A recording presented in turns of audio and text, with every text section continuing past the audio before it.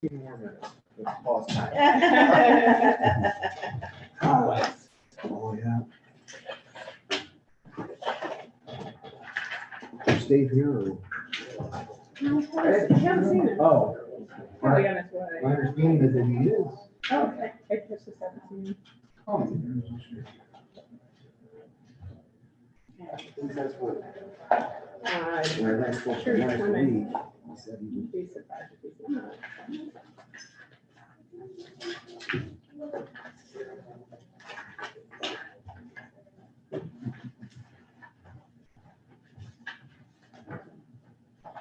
Is there air on here? It seems a little, is there a way to get that adjusted? It seems. That's the thing, it's me and. No.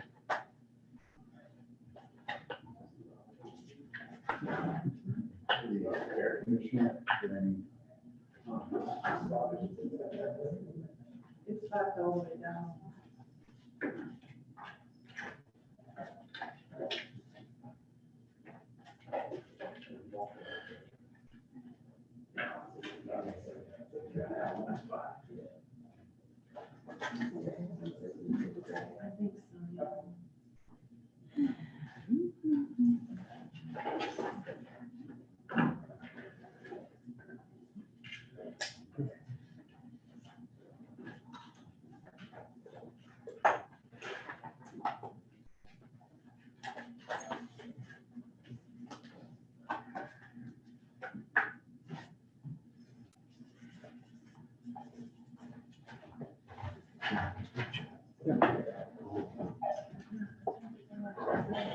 Mhm.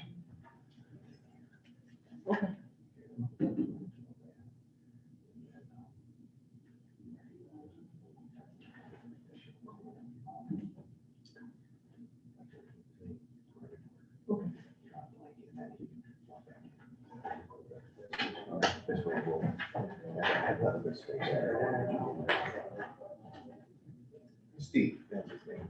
Right.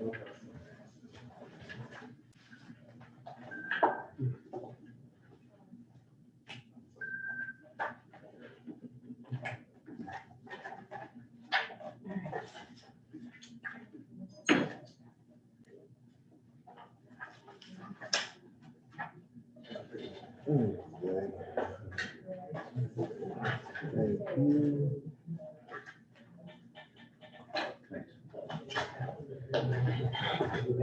Oh, I got it, pen. Thank you. Yeah, right. Yeah, thanks.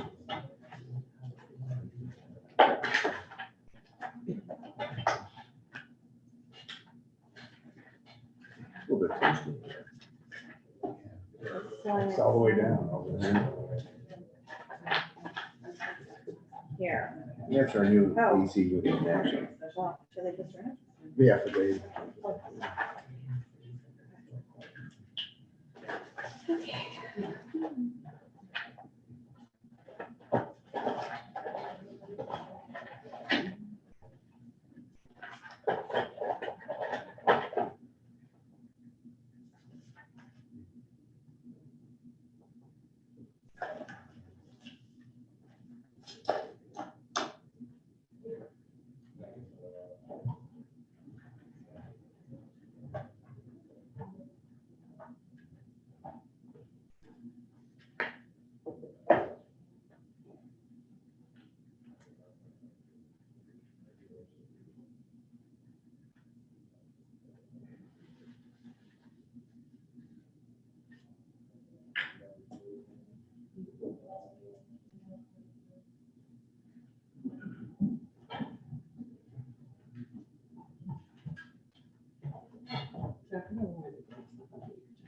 Oh, no, I didn't know. Yeah. Oh,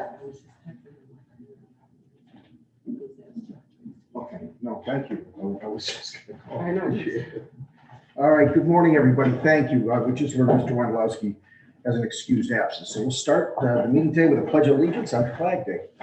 I pledge allegiance to the flag of the United States of America and to the republic for which it stands, one nation, under God, indivisible, with liberty and justice for all. Thank you. I will note that members Anna Davis Chappelle and Lisa Sticken are present along with myself, and I will move to excuse an excused absence of Board Member Wondolowski. There's a second. Second. Thank you. All in favor? Aye. Aye. Motion passes unanimously.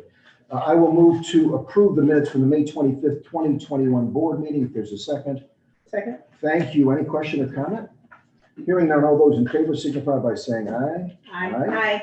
Aye. Motion passes unanimously, and I will move to acknowledge the Secretary of State's Directive 2021-16 regarding data collection notice and cancellation procedures for the completion of the 2017 National Change of Address process. If there's a second.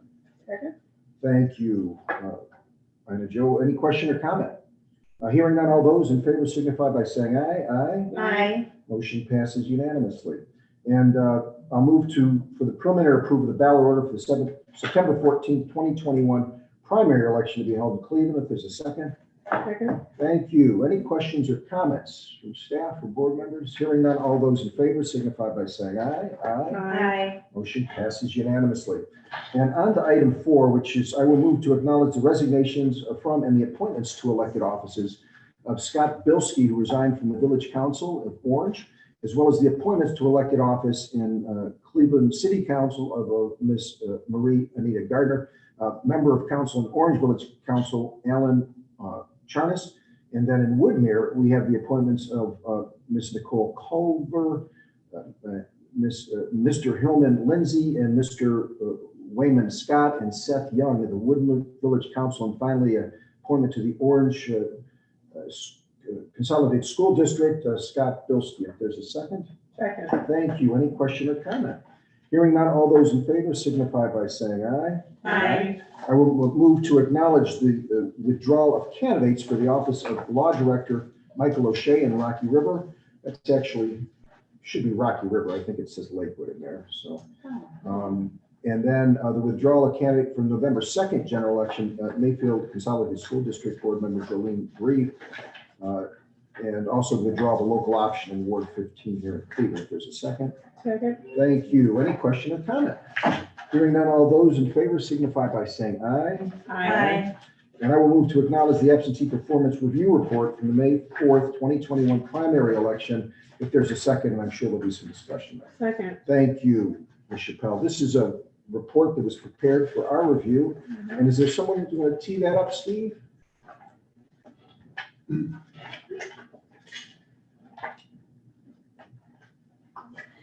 Well, as you can see in the report, was a generally successful EIP voting period. We had 202 voters plus 1 provisional.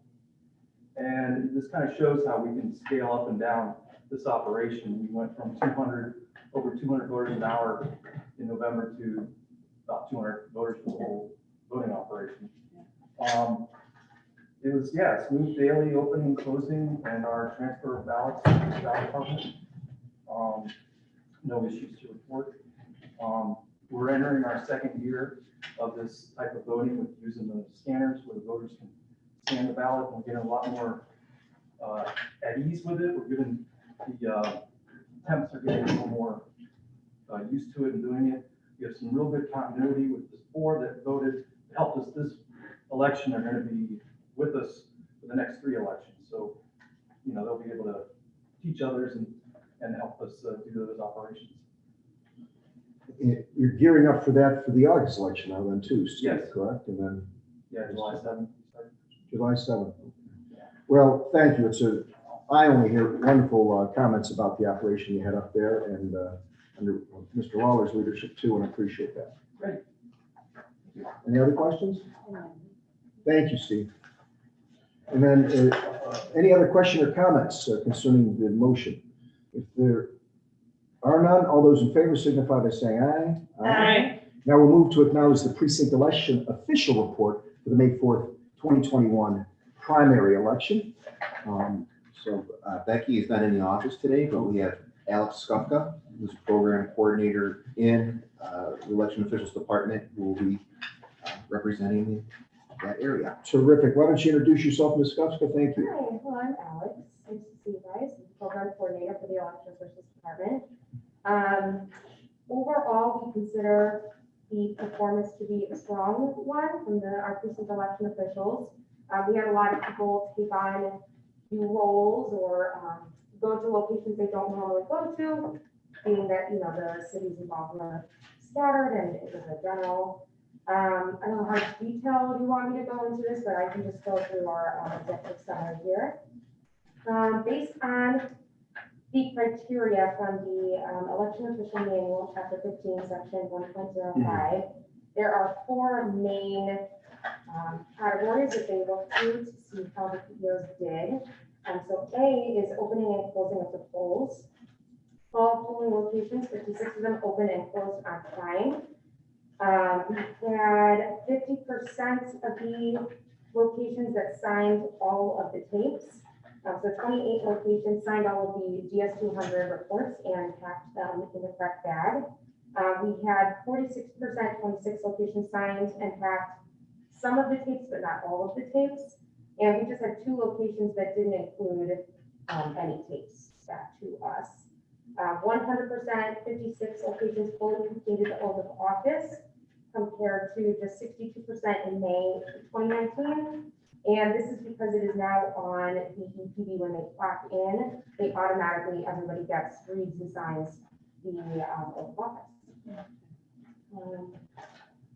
The second category, self-reporting of problems. We had no issues with this, 100%, 56 polling locations properly self-reported any equipment problems or any low ballot supply. We can also monitor the low ballot supply through Precinct Central. So if there was an issue, which there was not this time, we would even probably notify they do. The third category is the handling of provisional ballots. So 55 out of the 56 polling locations had no provisional ballots rejected due to PEO error. And we just had 1 polling location that had one of their provisional ballots was rejected due to missing date of birth. So that is something that we could verify as we get the ballot, we hand the ballot back in, we have an overlay to make sure that they filled out all of the forms. So that is something that we could have prevented. The last category is the reconciliation after polls close. So 54 out of the 56 polling locations completed the ballot accounting process on the EPBs. 2 polling locations did not complete the ballot accounting process, and we believe that this could be due to either we instruct them to wait a couple of minutes after they press that final button to make sure that the information is transmitted back to us. So it could be that they close the EPBs a bit too early. The other reason it could be is because there is a submit button and then there is a confirmation to confirm that they are submitting. So there's like a 2-step button process. So it could be that they just didn't hit that, they hit the first button and not the second. And we've spoken to the BLMs at those locations to make sure that they know going forward to make sure that was done.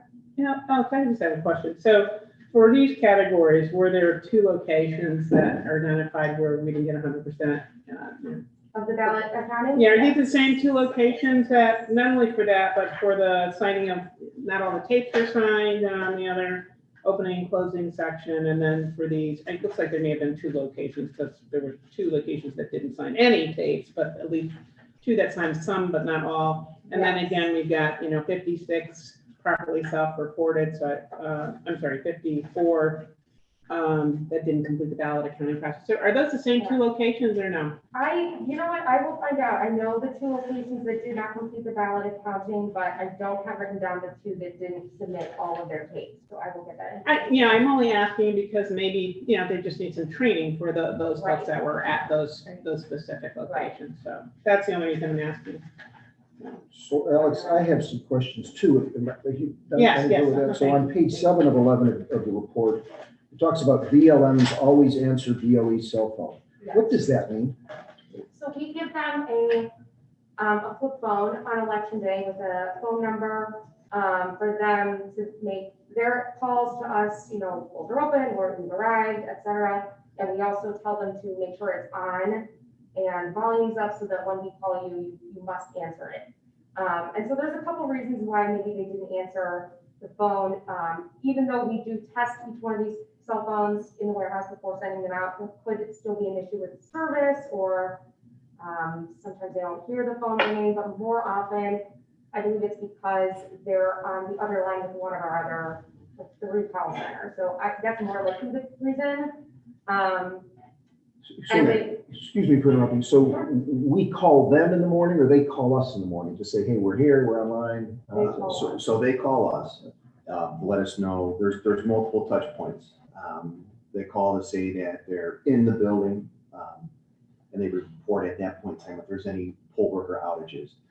Then they'll call back again, let us know that they are open and ready. So the location is set, the ballots are out, everything is good.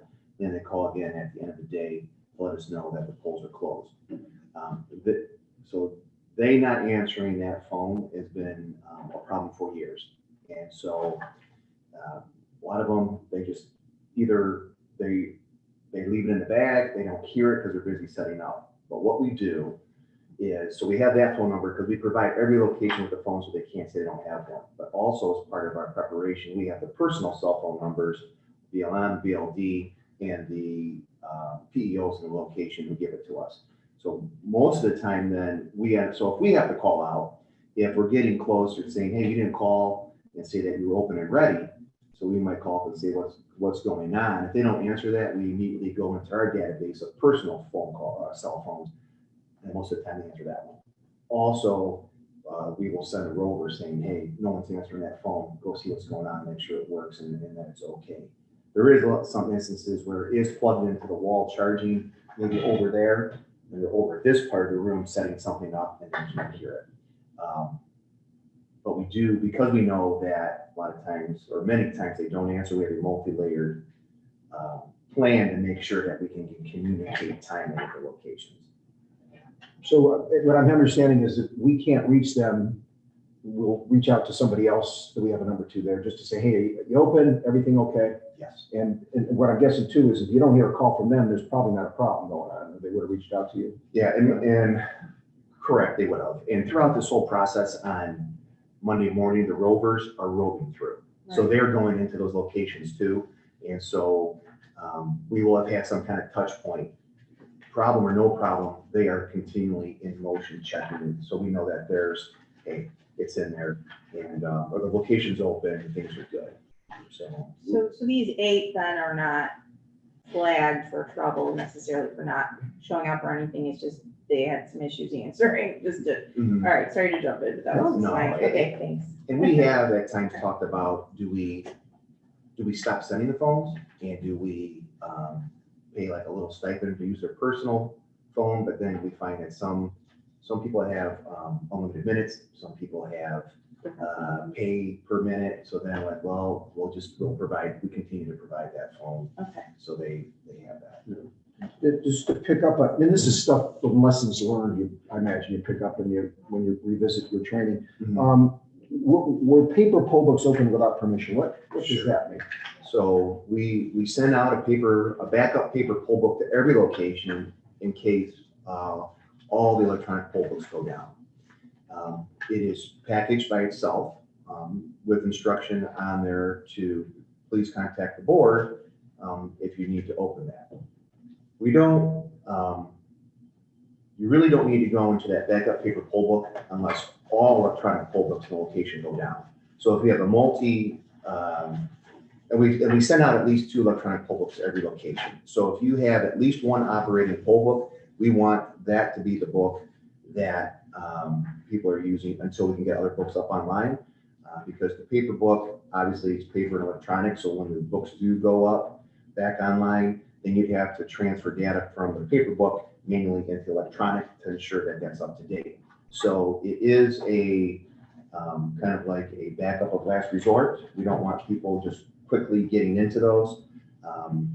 But sometimes one book will go down, somebody will open up the paper poll book, or they call us, or they're going through their supply bag and they just start opening every envelope, going, okay, what's in here, and the next thing, whoop, should have done that. Which is an administrative rule you have. Yes. We don't want it opened unless there's a reason to. Exactly, because you don't want half a poll place operating on the paper book, half on the electronic, because they can't communicate and you're not in real time then knowing what's going on. Thank you. I don't have any further questions. Any other questions for Ms. Victor? I thank you, Alex, for the report. Appreciate it. It's very thorough. I think you could just to backtrack for 1 second, I thought I had made a note of myself, a note to myself. For our approval of the minutes where we have the excerpt of the transcript from our meeting on the 25th, I don't see the errata sheet attached to the certificate. So, They actually corrected. oh, they actually corrected in the document? Yes. Okay. All right, great. Thank you. Okay, thank you. Clarification. Thank you. We have a motion out there for this precinct officials performance report. I don't know if we have the motion. Okay, well, I'll move to acknowledge All right. that precinct official performance report for Okay. May 4th, 2021 primary election. If there's a second. I'll second you. Thank you. Any other further questions or comments? Hearing none, all those in favor signify by saying aye. Aye. Aye. Motion passes unanimously, and I'll move to approve the preliminary authorization for the allocation of voting booths for the September 14th, 2021 primary election. And the allocation quantities are based on social distancing and room size. Thank you. Per polling location, a total of 2,169 voting booths will be allocated, plus 429 DS200 precinct scanners and 169 ADA automark voting units, and 650 electronic poll books. If there's a second. Second. Thank you. Any question or comment about this allocation or authorization? Hearing none, all those in favor signify by saying aye. Aye. Aye. Motion passes unanimously. And I will move to approve the voter information guide to all active voters for the August 3rd, 2021 special congressional primary election here in the 11th Congressional District. If there's a second. Second. Great. Are there any questions or comments? Ms. Zusi, tee that up for us? We send a voter information guide to all our registered voters for each election. That's what the estimated cost of this one is $44,000 total. That includes printing, mailing, and postage. And we estimated $425,000, which the current registered voters is slightly less. We have two different vendors do this. One prints it and the other mails it. Is that it? No, one vendor is doing printing and mailing. It's Angstrom. And has that vendor always done our printing and mailing? They did the last November one, but no, Midwest did one of them, the smaller ones. So. Over the years, we've had multiple vendors do this. At the beginning of this year, we actually tried to do some of the smaller ones ourselves, working with the county print shop, where in one instance, they printed them and then we actually folded, stuffed them, and applied postage. And then we had in May where they actually did the printing and mail house services. This is a little bit beyond their scope or capacity. So we did release, and usually it's Midwest Direct, Angstrom, sometimes New Channel, HCAM. They all go around and have all done good jobs with this in the past. So the reason I ask is, excuse me, the reason I ask is the memo, it says that there were two successful bidders with Angstrom Graphics Inc., Midwest being the lowest and best bidder. So is That's that, their full name. oh, that's their full They name. changed their name. They used to be New Channel. This is now their full name. I see. So that's one vendor, not It two. is one vendor. I asked the same thing, but it just so happens that I think Midwest Direct was the other, they were the second bidder. They were the other bidder. But they were Correct. higher. Any other questions or comments? Hearing none, all those in favor signify by saying aye. Aye. Motion passes unanimously, and I'll move to approve the purchase of office furnishings, accessories, and related items, including the installation from the Howe Desk Company via Steelcase Inc., a state term contract pricing in the amount not to exceed $130,046, utilizing the Center for Tech and Civic Life grant funding. If there's a second. Second. Thank you. I know this is something we've discussed before, and it sounds like it's ready to be implemented. Is that it? That's Great. correct. All right. Any other questions or comments? When will this be online? Is there a plan when it'll be installed? So I think July 26th is when they show up with materials, and maybe it's only about a week for them to Yeah, get less this than a solution. week. Yeah. Terrific. One question, if I may. How are we doing in the CTCL funding? Do we have any dollars left or approved, or we spent it all, or? We're getting to the end. One of the things that, so the OPEX machines, the Agilus, those were all the big ones on that. Still a part of this is there will be some chargeback from County Public Works as far as moving the desks out and doing some electrical work to energize those. So we should have, probably, I assume we should have like what's left. Won't be much, but there should, But there's still some grant money. there is some. Okay. There will be, because we don't know that public works number yet. I just would say it seems like we've made really good use of that grant money, thanks to the grantor for those dollars. But I think we've made really good use of that money, so thanks for that update. Thank you. We don't happen every year. We want more grant money from somewhere. Are there any other questions or comments concerning item 10? Hearing none, all those in favor signify by saying aye. Aye. And motion passes unanimously. I will move to approve the vouchers as set forth on our agenda, which is the purchase of 5 additional Agilis sorting stackers in the amount of money. This is from grant money again here too, in the amount of $129,968.31. There's a second. Second. Thank you. Any question or comment? Hearing none, all those in favor signify by saying aye. Aye. And I will move to approve the personnel agenda as set forth in our board packets here today. Ms. Malika Haynes to the Human Resource, as a Human Resource Assistant in the Human Resource Department, and also Marlene Robinson Statler as an Assistant Manager in the Elections Official Department. Is it McCauley or McKaylee? Kaylee, I think it's Kaylee? Kaylee. Haynes, okay. She'll be beginning June 28th, and Ms. Robinson Statler July 12th. And also acknowledging and approving the recognition of June 19th as a paid for holiday for the board employees, and permitting managers of various departments to staff either on the 18th or the 21st, depending on staffing needs. But, So we will be open. Juneteenth is actually Friday, but we will be open. Saturday. Right. Saturday. Right. Oh, The right. 19th is Saturday. We would observe it on Friday typically, but it just so happens that Friday is Uokava Friday for August. We need to be here for that. Okay. All right, any other questions or comments? I'll second that Jim? motion. Sure. I think we got a second somewhere. That's good. Oh, okay. Any other question or comment? Hearing none, all those in favor signify by saying aye. Aye. Motion passes unanimously. Have any new business, Director Pilati or Assistant Director? Just five small statements. One is just a reminder that today is the actual audit of the May 4th election. It started at 9 o'clock this morning. It should, I'm very confident it'll go well, right, Brian? Knock on wood. That it would be one day and we'll have that done today. This past Saturday, we hosted the first of 4 campaign finance workshops here at the board. If you walked in, you probably saw a whole lot of tables down there. We had right around 40 attendees, so it was a positive event. And these are really good in the odd years because you have somebody wakes up and says, I want to run for office. So we give them kind of walking through that process, which is good for them and it's good for us because we get the reports. They're in a better condition. Our next seminar will be on Wednesday, June 30th in the evening. Tomorrow I will be in Columbus. We have our first Board of Voting Machine Examiners meeting in a long, long time. So I will be down there for that. The agenda right now deals with remote ballot marking, which is the ADA vote from home absentee. Someone is out for certification for that.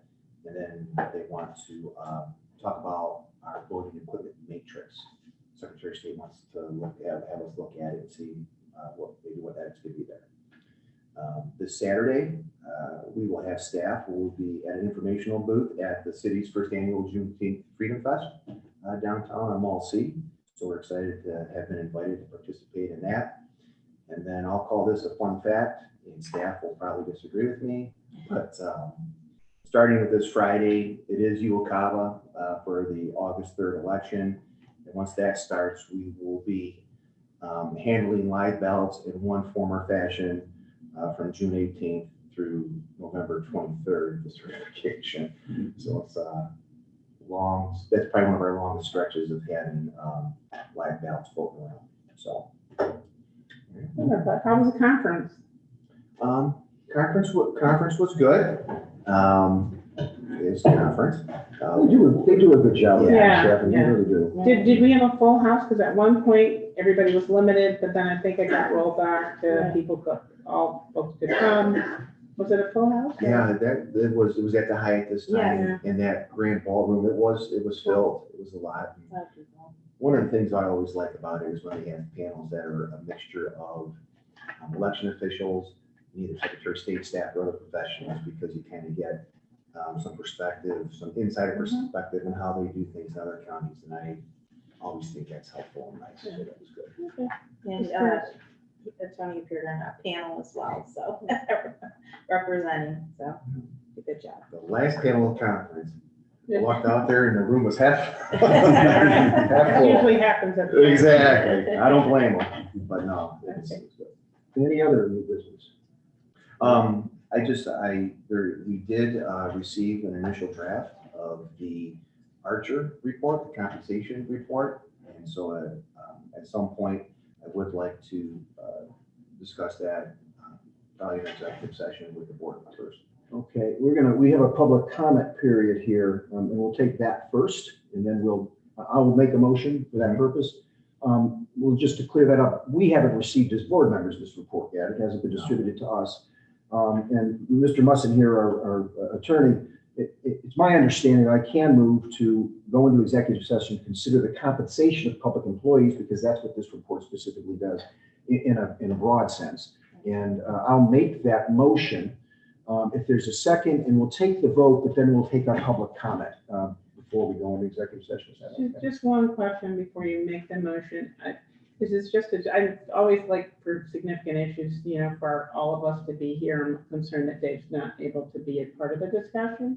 Is this something that we have to address right away? Or, we can do it, but I just, I would hope if I were not in, if I were absent, that, there might be some way that we can incorporate his discussion. I'll give him a chance to participate in the discussion. He might be here and say, no, that, he might well say, go ahead, but I just wondered if there was any urgency around this, because it would be nice for us to have the discussion with everybody being able to be present. I mean, your call, but I would hate for Dave to say, gee, Okay, wish I could have call been him.